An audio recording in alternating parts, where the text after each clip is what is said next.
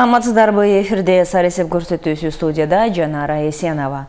Баарыбызга белгилүү болгондой эле эң негизги биздин милдет өзүбүзгө өзүбүз коюлган бул өзүбүздүн сактыгыбыз. Эгерде биз өзүбүздүн жүрүм турумубузга, айткан сөзүбүзгө, кылган аракетибизге жоопкерчиликти алып, ал нерсенин баарын эреже менен аткарсак, сөзсүз түрдө коопсуздук сакталат эмеспи? Дал ушундай коопсуздук жаатында дагы өзгөчө жоопкерчиликти алып жана алгылыктуу иштерди аткарган бул жол кыймыл коопсуздугун камсыздаган адистер болуп эсептелинет эмеспи? Анда эмесе бүгүнкү биздин Саресеп көрсөтүүбүздө Кыргыз Республикасынын жол кыймылынын коопсуздугун камсыздоо башкы башкармалыгынын 2023 жылы аткарган ишмердүүлүгү тууралуу жана ошондой эле үстүбүздөгү жылдын 2024 жылга коюлган милдеттери тууралуу, алардагы деги жарандардын коопсуздугун, кыймылынын коопсуздугун камсыздоодо аткарган аракеттери, иштери тууралуу сөз кылмакчыбыз, дегеле булардын ишмердүүлүгүнө саресип салмакчыбыз.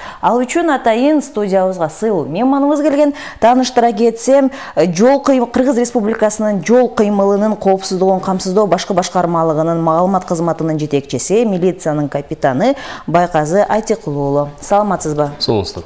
Чынында эле жогоруда белгиленгендей, ар бир жаран дегеле ушул айдоочу, жүрүүчү коопсуздукту сактоодо бир өзгөчө маани бериш керек эмеспи? Бул аракетте сиздер бир нече түшүндүрмөлөрдү, рейдтерди уюштуруп келдиңиздер. Неге эле жалпысынан 2023 жыл сиздердин тармактарда кандай жылдардан болду? Саламатсыздарбы, дагы бир ирет. Жалпылап айта турган болсок, Ички иштер министрлигинен жол кыймылынын коопсуздугун камсыздоо башкы башкармалыгы тарабынан 2023 жыл ичи жалпы жол унаа кырсыктарынын алдын алуу багытында профилактикалык иш-чаралардын натыйжасын жогорулатуу максатында атайын укуктук ченемдик актыларды иштеп чыгуу багытында, атайын мыйзам долбоорлорун демилгелөө багытында чет мамлекеттен келген өлкө башчыларын, делегацияларды тосуп алуу жана коштоп жүрүү багытында, туристтик мезгил учурунда туристтерди коопсуздугун камсыздоо багытында, ошондой эле өлкөнү санариптештирүү багытында, андан сырткары мына жол кыймылынын коопсуздугун камсыздоо башкы башкармалыгынын борбордук имаратын жана жерлердеги башкармалык жана бөлүмдөрүнүн имараттарын жаңылоо багытында бир топ жакшы иш-чараларды аткардык десек болот. Мына ушул жол коопсуздугу боюнча айта турган болсок, 2023 жыл ичи жол эрежесин бузган 959.895 ар кандай багыттагы жол эрежесин бузган айдоочулар аныкталган. Алардын ичинен мас абалында унаа каражаттарын башкарган 12.640 айдоочу аныкталды. Алардын ичинен 7.810 айдоочу айдоо укугунан ажыратылды. Жана 673 айдоочу 3 күндүк мөөнөткө камакка алынды. Буну билесиз, 2023 жылдын 8 мартынан баштап бир топ кодекстерге өзгөртүү толуктоолор киргизилбеди беле. Ошонун алкагында мас абалында унаа башкарган айдоочулар 17.500 сом өлчөмүндө айыппул салынып келсе, ошол учурдан тартып айдоо укугунан ажыратуу нормасы киргизилген болчу. Ошонун эсебинен 2028 марттан баштап жалпысынан 7.810 айдоочу автоунаа айдоо укугунан ажыратылды. Андан сырткары мына терезелерин караңгылаткан 3059 айдоочу аныкталып атат. Бир жыл ичинде ылдамдыкты ашырып айдаган 164.848 айдоочу аныкталып атат. Авто ээн баштык кылгандар 358 айдоочу аныкталып атат. Автоунаа каражатын айдоо учурунда тиешелүү жанында документтери жок болгон 10.895 айдоочу аныкталып атат. Ошондой эле 2023 жыл ичинде жалпысынан жогоруда мен атап айткан укук бузуулар үчүн тийиштүү протоколдор толтурулуп, жалпысынан мамлекеттик бюджетке 564.742.830 сом өндүрүлүп атат. Бул көрсөткүч мурдагы 2022 жылга салыштырмалуу 58.719.310 сомго көбүрөөк өндүрүлүп атат. Эми бул эми негизги максат эмес, бул эми жоопкерчилик. негизги максат ушул жол унагырсыздардын алдын алуу багыты болуп атат. Сөзсүз түрдө мынакей жогоруда баягы алгылыктуу иштер тууралуу айта кеттиңиз. Анан дал ушул аныктоолор кандай себептерден улам ушундай жакшы ийгиликти аткарылып, өз учурунда ыкчам тийиштүү ыкчам аракеттер жүргүзүлдү. Буга ушул коопсуз шаар долбоорунун көмөгү барбы? Эми албетте азыркы учурда мына жалпы эле өлкөнү цифрализация, санариптештирүү багыты иштеп жатат. Анын алкагында өлкөбүздө, шаарыбызда коопсуз шаар долбоору дагы 2019 жылдан баштап ишке ашкан. Андан сырткары дагы мына 2023 жылычы жалпы өлкөнүн аймагында билесиз, мурда 2 гана автоураган аппараттык программалык комплекстерибиз бар болчу. Ал эми 2023 жылычы этабы менен жалпысынан өлкөбүздүн аймагына 22 аппараттык программалык комплекстер алынып келинди. Бул аппараттык программалык комплекстер аркылуу издөөдө жүргөн автоунааларды соттун чечими менен каттоо нөөмөтү токтотулган автоунаалар, андан сырткары айып пулдарын өз убагында төлөнбөгөн, туумдары өсүп кеткен автоунааларды аныктоо боюнча жана ушундай сыяктуу өтө катуу ылдамдыктар менен айдаган, одоно жол эрежесин бузуу фактыларын аныктаган автоураган аппараттык программалык комплекстер иштеп жатат, ишке киргизилди. Ошол эле учурда мына өлкө аймагыбызда 5 стационардык аппараттык программалык комплекстер дагы ишке кирди. Алар мына балыкчыга кирип атканда экопост орнотулган. Ошол тарапта Чүй облусунун аймагындагы Чүйдөн чыгып бараткан Сосновка көзөмөл өткөрмө жайына дагы орнотулуп атат.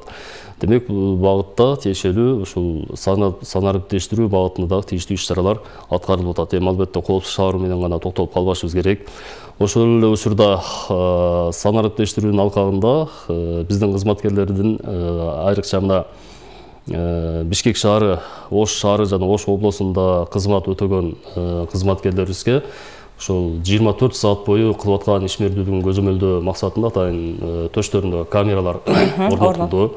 Бул камералар атайын онлайн түрүндө кызматкерлердин кызмат өтөө тартиби, ким менен жолукту, айдоочулар менен кандай мамиледе болду, баарын фиксировать этип түз көрсөтүп турат. Ошол эле учурда жанакындай терс коррупциялык көрүнүштөргө дагы бөгөт коюу боюнча чоң өзүнүн жардамын тийгизип атат. Демек, бул багытта ушул коопсуз шаар долбоорунан сырткары дагы башка санариптештирүүнүн алкагында бир топ иш-чаралар бүгүнкү күндө аткарылып атат. Урматтуу эле көрүүчүлөр, эскерте кетсек, учурда түз эфир. Андыктан эгерде бүгүнкү биздин темага тийиштүү сурооңуздар, пикириңиздер болсо, анда 0501 67 01 91 номери аркылуу бизге WhatsApp койсоңуздар, билдирүүңүздөрдү калтырсаңыздар болот. Эскерте кетүүчү жагдай коңгуроо чалуу, видео чалуу жана үн коштоону тилекке каршы кабыл ала албайбыз. Бир гана жазуу түрүндө жазсаңыздар абдан ийгиликтүү болот демекчибиз. Анан мынакей темабызга кайра кайрыла турган болсок, чынында эле жогоруда белгилей кеттиңиз, айып пулдардын негизинде каражат топтолгондугу. Анан башка жылга салыштырмалуу дагы быйыл көп болгондугуна байланыштуу, деги эле бул каражаттар кайсы жакка кандай жумшалат? Эми айдоочуларга бир айыппулдарды салып, аларга бир материалдык жактан, финансылык жактан чыгымга учуратуу бул биздин милдет эмес, максатыбыз эмес. Биздин максат ушул жол коопсуздугу максат эмес багыты. Анан тийиштүү бизден профилактика иштерин жүргүзүү менен гана айып пулдарын салуу менен гана чектелебиз. Ал эми биз тараптан өндүрүлгөн айып пулдардын суммасы, жада калса ичип алып транспорт каражаттарын айдаган айдоочуларды айдоо укугунан ажыратуу дагы бул бизде каралган эмес. Бул эми соттун чечими менен ишке ашкан маселе. Андан сырткары мынакей жалпы эле билесиз, 2023 жылдын 8 мартына чейин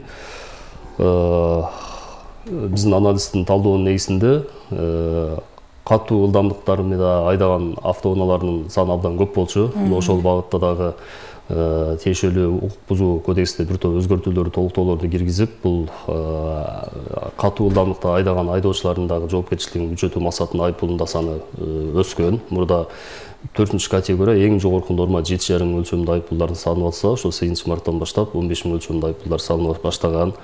ошондой эле жол чырактын кызыл түсүнөн өтүп кеткен айдоочуга 3,5 өлчөмүндө айыппулдар салынып атса, ошол жаңы мыйзам күчүнө киргенден баштап 5,5 өлчөмүндө айыппулдар да салынып баштаган.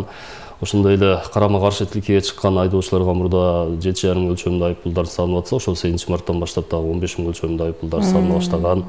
Андан сырткары мына 1 жылдын ичинде 3 жолу одоно бузулган жол эрежелеринде аларды кайрадан квалификациялык экзамендерге жөнөтүү да нормалары да киргизилген. Эми бул жерде биздин талдоо кайсыл жерде одоно жол эрежесин бузулуп атат. Мына ошол фактылар гана айыппулдар көтөрүлгөн. Ал эми айыппулдарды көтөрүү бул кайсы бир деңгээлде өкмөттүн бюджетин толтуруу максаты эмес, бул коопсуздукту, айдоочуларга бир жоопкерчиликти жеткирүү максаты болгон. Анан мисалы үчүн ошол максат айдоочулардын ошол эле маданияттуулугун жана жоопкерчиликтерин өз мойнуна алдыруу максаты ишке аштыбы деги эле, жок дегенде ошол жаатта азыр ишмердүүлүк жүрүп жатабы? Макул, айыппулдардын саны өскөнү менен алардын ошол укук бузуулары, жол эрежесин бузгандыгы боюнча кандайдыр бир азаюулар катталдыбы? Албетте азаюулар. Мына пайыздык өлчөм менен алып карай турган болсок, авто эң баштык кылгандарга дагы билесиз жоопкерчилик 15,000 өлчөмүндө айыппулдар салуу менен гана чектелчүбүз. Бүгүнкү күндө автоунаасы айыппул короо жайына коюлуп, 2 жолу жол эрежесин бузса, анда 6 айлык мөөнөткө чейин айдоо укугунан ажыратуу нормасы киргизилген да. Мына ошол себептен мына сиз айтып атпайсызбы, натыйжасы кандай болуп атат деп. Ошол багытта мына авто эң баштык кылган айдоочулардын саны азайып атат бүгүнкү күндө. Катуу ылдамдык менен унаа каражаттарын айдаган айдоочулардын саны азайып атат бүгүнкү күндө.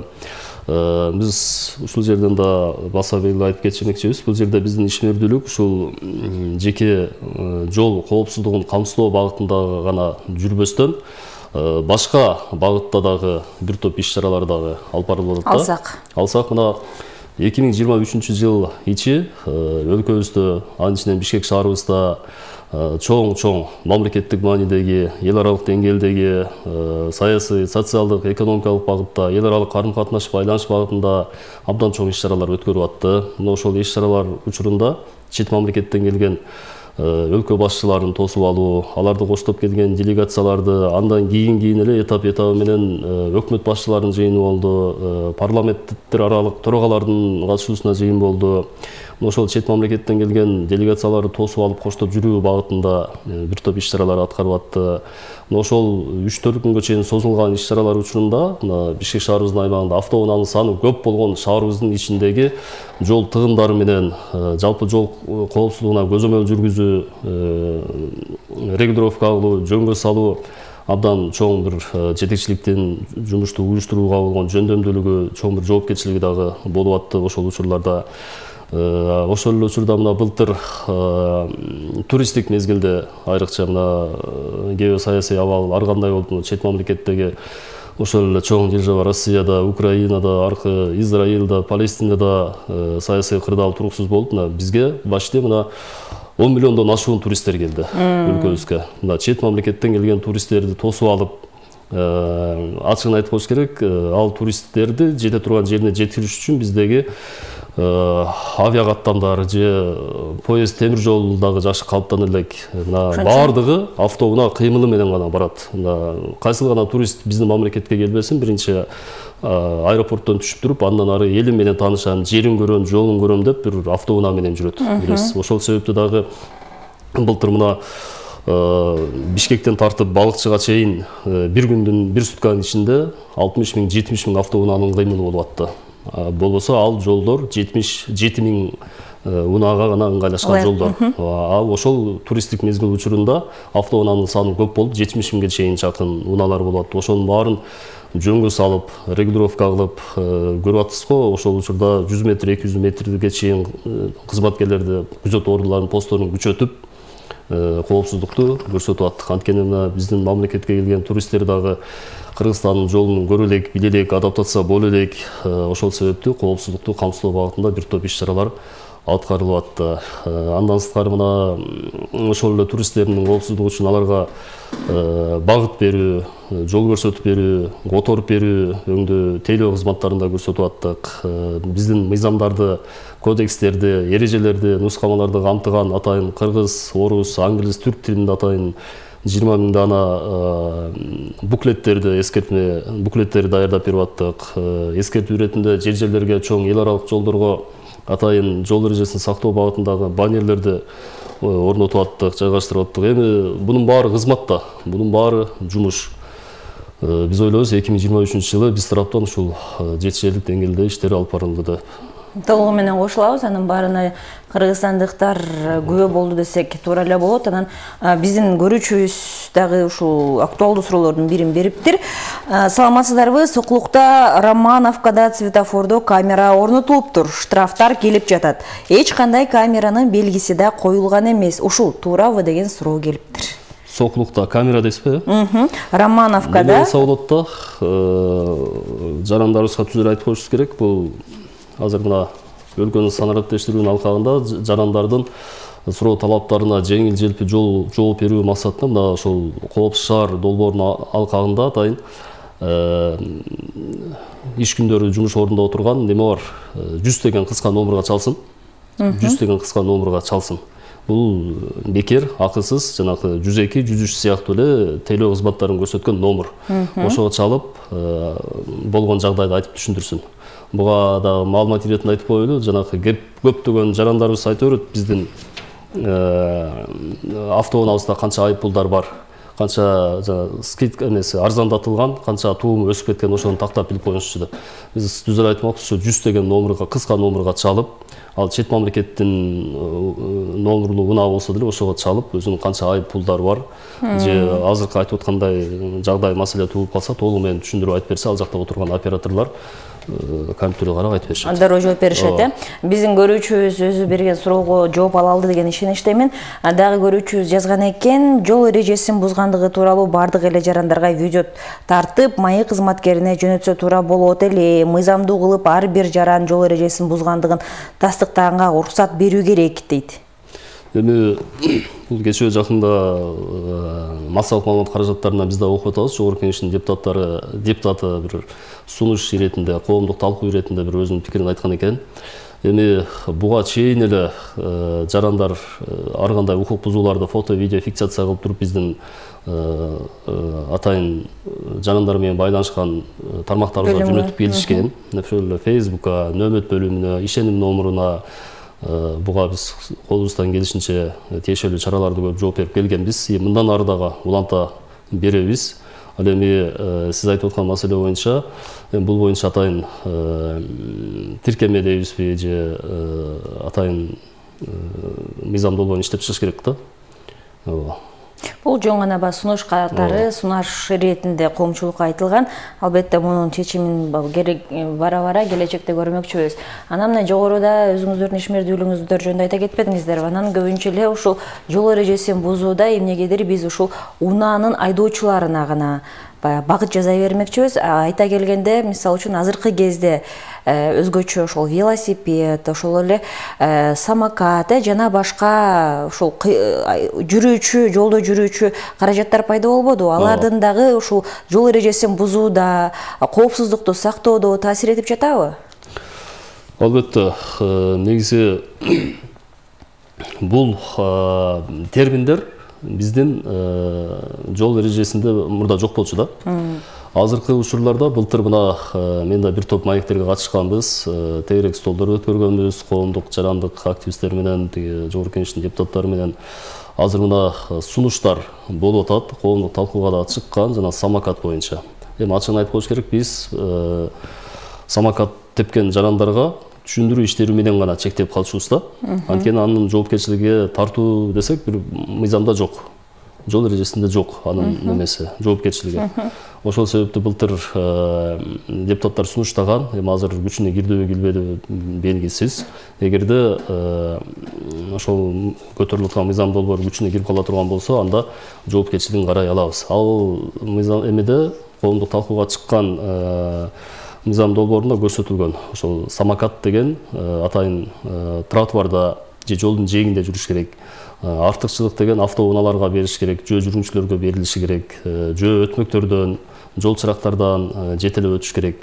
Көрүнгөн жерлерге токтотпош керек деген. Анткени ал жакта ушундай тиркеме бар экен. самокатты айдап келсең дагы көрүнгөн жерге калтырып туруп андан ары кете берет экенсиң. Демек анын токтоо эрежеси дагы бузулуп атат да.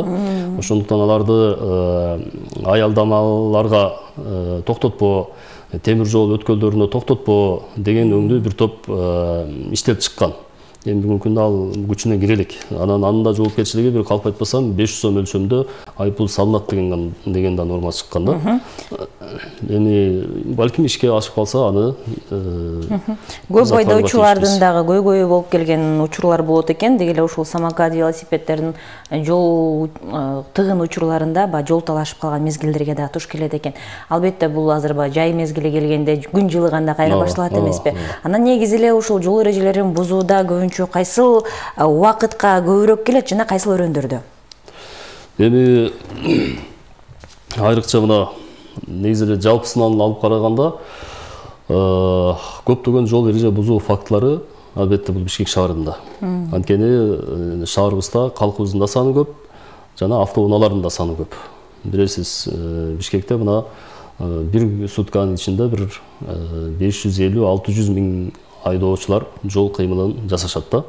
Канчалык автоунаа көп болгон сайын жол эреже бузуу фактылары да көп болот. Жол эреже бузуу фактылары көп болсо, жол кырсыктары дагы. Жол кырсыктары көп болгон жерде билесиз, адамдын өлүмү менен, адамдын жаракат алуу фактылары менен коштолгон учурлар да көбүрөөк кездешет.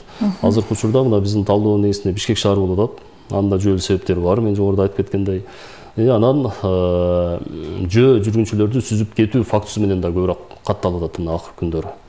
Бул багытта да биз тиешелүү ишмерчимдерди иштеп чыгып, мына январь айынын 25-нен тартып, февраль айынын 25-не чейин атайын бир айлык пешоход жөө жүргүнчү абайла аттуу рейдтик иш-чараны баштаганбыз. Бул рейдтик иш-чаранын багытында биздин кызматкерлер мектептин айланасында, жөө өткөлдөрдүн айланасында, жол чырактын тегерегинде жөө жүргүнчүлөр менен түшүндүрүү иштерин жүргүзүшөт. Жана фактылар катталып атпайбы? Айрыкта Ош базарынын тегеректеринде көрсөтүлгөн жөө өткөлдөрдөн, жол чырактардан өтпөстөн чоң автоунаа жүрүүчү эки тилкелүү жолдордон кесип өтүп, чуркап өтүп, ал жакта жол чырактын кызыл түсү жанып турат, ошого карабастан чуркап чыккан фактылар бар да. Ошол себептүү жөө жүргүнчүлөрдү сүзүп кетүү фактысы менен да коштолгон жолдун агырчтары кесип атат. Алардын алдын алуу багытында биз тараптан ушундай пешоход аталышында азыркы учурда рейдтик иш-чара жүргүзүлүп атат. Андан сырткары мынакей Илим жана Билим министрлиги менен жылдын башында түзүлгөн атайын биргелешкен ишмерчим бар. Ошонун алкагында биздин кызматкерлер мектептерге барат. Ал жакта бир айдын ичинде 3 жолу ачык сабактарды, лекцияларды, агитация, пропаганда, профилактикалык иш-чараларды өткөрүшөт. Жана мектептин айланасында ошол коомдук коопсуздукту жана жол кыймыл коопсуздугун камсыздоо багытында иштерди алып барышат. Түшүнүктүү. Деги эле ушул жол эрежелерин бузууда сөзсүз түрдө көптөгөн баягы талаптар, эрежелер коюлган эмеспи? Анын баарын эгерде бардыгы туура сактаса, ар кандайдыр бир жагымсыз акыбалдар катталбайт эле. Ошол сымал бизге дагы бир көрүүчүбүз жазган экен, саламатсызбы? Психический менен ооруйт, правасы бар, айдап жүрөт. Бул кандай болот? Правасын алган экен. Правасы бар экен? Айдоочу күбөлүгү бар экен, анан уну айдап жүрөт экен. Айдоочулук күбөлүктү биз бербейбиз. Билесиз, атайын авто мектептен өтүп, анан унаа мекенесине барып, тиешелүү экзамендерин тапшырып, ошол жактан алат. Анан эгерде ал айдоочунун авто айдоого укугу бар болсо, айдоочулук күбөлүгү бар болсо, биз аны кантип жокко чыгармакпыз. Мисалы, маселен. Анан эгерде да действительно алып, анан жок болуп кала турган болсо, биз ага тиешелүү айыппул салынабыз. Бар болсо, андан ары айдап кете берет. Айыппул боюнча дагы суроо келиптир. Биздин көрүүчүбүздөн саламатсыздарбы? Айыппул пениясы алып салды деген маалымат болду эле. Ошол боюнча кененирээк маалымат берип коесузбу дейт. Бул мыйзам долбоорун биздин жетекчилик сунуш штаб жогорку кеңешке алып барган. Ал жактын кароосунан өтүп атат. Азыркы учурда кароодо. Эми күчүнө кирет деген жакшы оюбуз бар. Кудай буйруса күчүнө кирип калса, жакшы нерсе, жарандарга да. Азыркы кезде кароодо. Азыркы учурда кароодо. Эми маалымат иретин айтып коеюн, айдоочуларга айыппул келген күндөн тартып 70% арзандатуусу болот. Демек 1000 сомго түзүлгөн айыппул бир айдын ичинде 300 сомго чейин төлөп койсо болот. Анан дагы бир суроо, негизи эле ошол көрүүчүлөрүбүздөн суроо келиптир. Эрежени кандай учурда эрежесин бузганда, жол эрежесин бузганда правасын толук алып салат дейт. айдоо укугунан ажыратылат деген. Айдоо укугун ажыратылат деген суроо экен. Башында айттык го, мас абалында транспорт каражаттарын айдаганда, эгерде бир жылдын ичинде 2 жолу авто эң баштык кылган учурларда авто айдоо укугунан ажыратылат. Андан сырткары мас абалында айдоочу кармалганда дароо ажыратылат. Азырда 10 күн сот өзүнүн чечимин чыгарыш керек. Ошондон кийин айдоо укугунан ажыратылат. Түшүнүктүү. Анан жогоруда белгилей кетпедиңизби, дал ошол сүзүп кетүүлөр көп болот деп, өзгөчө бул учурлар кышында көбүрөөк катталат. Анан ага себеп мисалы үчүн ошол эле айдоочулар унааларын кышкы дөңгөлөктөр менен камсыздабаганлыгы да таасир этиши мүмкүнбү? Таасир этиши мүмкүн. Негизи бул багытка мындай фактыларга жол бербөө боюнча биз кыш келе элек жатып эле ушу сентябрдан тартып эле коомго, элге түшүндүрүү иштерин жүргүзүп баштайбыз. Биздин техникалык көзөмөлдөө бөлүмүнүн кызматкерлери автобекеттерге барып, айрыкча эл аралык каттамдарга катталган таксилердин айдоочуларына түшүндүрүү иштерин жүргүзүшөт. Жада калса жолго чыгып алган кардарлар менен жолго чыгып алган таксилерди тез остановка постунан токтотуп алып туруп, бул деген кооптуу. Давай дөңгөлөгүңүздүн алмаштырыңыз, майын караңыз, техникалык абалына көңүл буруңуз. Ашуудан ашып кеткенден кийин ал жерде тейлөө кызматтары аз, билесиз, ал жакта. Жолдун ортосунда калып калбаңыз деп түшүндүрүү иштери жүргүзүлөт. Андан сырткары мына кээ бир учурлар каттап, фактылар катталып аткан. Жанакы таксилер көрүнгөн жерлерден кардарларды алып алып, же атайын Telegram, WhatsApp группалардан кардарларды алып алып, өздөрү сүйлөшүү жолдору менен, анан аягына чейин көрсөтүлгөн үйүнө чейин жеткирбестен ара жолдо калтырып койгон да фактылар болгон да. Мына ошолордун баарын эске алып, ошол эле учурда өлкө башчыбыздын 133 жарлыгынын негизинде эл аралык каттамдарга каттаган такси кызматынын кичи автобустардын айдоочуларынын баардыгын ушул автобекеттерден гана жолго чыксын деген норма киргизилген. Ошонун алкагында бүгүнкү күндө иштер алып барылып атат. Мына өзүңүз деле байкасаңыз керек, тиги Ош базарынын үстү, мурда Токтогул көчөсү, Москва көчөсү, Кулиев көчөлөрүнөн эле Жалал Абадка, Ошко деп таксилерди алып алчу. Азыр алардын баардыгын тазалап, баардыгы автобекеттен гана каттамга чыгышат. Анткени ал жакта көзөмөл бар. Эрежеге баш ийиш керек. Эрежеге баш ийиш керек. Биздин кызматкерлер кайсыл такси саат канчада чыгып атат каттамга, кайра канчада келип атат, ошонун баарын фиксировать этип жазып, бизден сырткарыда ал жерде медицина кызматкерлери бар, салык кызматынын кызматкерлери бар, транспорт министрлигинин кызматкерлери бар. Ушул мамлекеттик кызматкерлер менен чогуу айдоочулардын иш тартибине көзөмөл күчөтүлөт. Рахмат. Урматтуу эле көрүүчүлөр, дагы бир ирет эскерте кетейин. Биз WhatsApp номерине коңгуроо чалууну кабыл албайбыз. Эгер коңгуроо аркылуу бизге байланышка чыккыңыз келип жатса, 0312 67 01 91 номерине чалсаңыздар ыңгайлуу болот демекчимин. Анда биздин кезектеги көрүүчүбүздүн суроосу бар экен. Саламатсызбы? Бозо ичип, гаилер кармап, сотко өткөрүп салса кандай болот? Бозого кандайдыр бир бөлөк жазалар жокпу дейт. Эми айдоочу бозо ичеби, спирт ичимдигин ичеби, биз ошо көчөдөн аныктап тактаган учурда аны наркология бөлүмүнө жеткиребиз да. Наркология бөлүмүнөн ал жакта медицинанын кызматкерлери бар. Ал жактар кандай заключение, чечим кандай чыгарып берсе, мында бул алкоголдук ичимдигин ичкен деген. Анда биз автоунааны айып короо жайына токтотулуп, өзүнүн материалын сотко жеткирүүгө гана милдеттүүбүз. Доктурлардын чечимисиз биз эч нерсе кыла албайбыз. Бозо ичеби жана башка ичимдик ичеби, анын баарын доктурлардын чечими менен гана чыгарылат. Жогоруда жана психологиялык жактан оорuyт деген суроонун уландысы бар экен. Дал ошол жаран, правасы бар, айдоочу куөлүгү бар, айдап жүрөт экен унааны, бирок кээде өзүн жоготуп коет дейт. Документи, ден соолугуна байланыштуу документи бар экен, пенсия алат экен, анан кээде адамдарды кагып алат дейт. Адамдарды сүзүп алып кагып алат? Кагып алат, бул эми жагдай көйгөй. Бул жагдай көйгөй. Жакындар болсо, ата-энеси болсо, бир туугандар болсо, эгерде ошондой фактылар катталып атса, анда өзүнүн, өзгөлөрдүн коопсуздугун эске алып, анда автоунаа каражатын бербеш керек. Келишим, үй бүлөлүк чечимдин негизинде. Ушундай да жана ал автоунаа айдоочулук күбөлүк алып атканда психологиялык жактан жакшы болгон башка. Кийин эми ден соолугуна байланыштуу ушундай мүшкүлчүлүктөр пайда болуп аткан чыгардыр. Эми анын кырдаалга жараша өздөрү чечим кабыл алыш керек да. Негизинен айдоочулук күбөлүгү по факту бар болуп атпайбы? Негизи сиздер да ошол автомектептер бар болуп туруп, анан биз кантип аны жокко чыгарат? Автомектептер менен ошол унаа берүүчү мектептер менен дагы сиздер кандайдыр бир ишмердүүлүктү чогуу жүргүзүсүздөрбү? Албетте бул боюнча биздин экзамендерде башкы башкармалыктын транспорт ишин жөнгө салуу жана лицензиялоо бөлүмү иш алып барат. Ал 2023 жылдын жыйынтыгы менен республиканын аймагындагы баардык авто мектептери текшерилген. Кайсыл курсант айдоо эмеге сабактарга толук кандуу катышып атат, алардын лицензиялык талаптары барбы деген багытта текшерүү иштерин жүргүзгөн. Ошонун алкагында 30 лицензиялык талаптарга жооп берген авто мектеп аныкталып, аларга укук бузуу жөнүндө протоколдор толтурулуп, жалпысынан 510 000 сом мөлчөрүндө айыппулдар салынган. Бүгүнкү күндө бул багытта дагы алардын ишмерлүүлүгүн текшерүү багытында иштер жүргүзүлүп атат. Түшүнүктүү. Бизге бөлүнгөн убакыт дагы соңуна келип калгансыңар. Анан соңку суроо иретинде биздин көрүүчүсүн суроосун узатып коюуну туура көрдүм. Киркомдо камера турат, бирок маршрутка так гана светофордун жанына токтойт. Негизи 15 метр өтүп токтош керек. Аялдамага жетпейт. Ошону камера фиксировать этеби, мындай көрүнүштөр көп болуп атат дейт. Аялдамага жетпей 15 метр өтүп токтойт экен. Дал ошол радиусту турган камера, Киркомдогу камера ошону баягы акыбатка алабы деген суроо экен да. Акыбатка алат. Анан кээ бир бизге да өткөндө ушундай суроо келген. Бул жерде Коопсуздук шаар долбоорунун алкагында орнотулган видео көзөмөл турат. Жанында инспектор турат деп.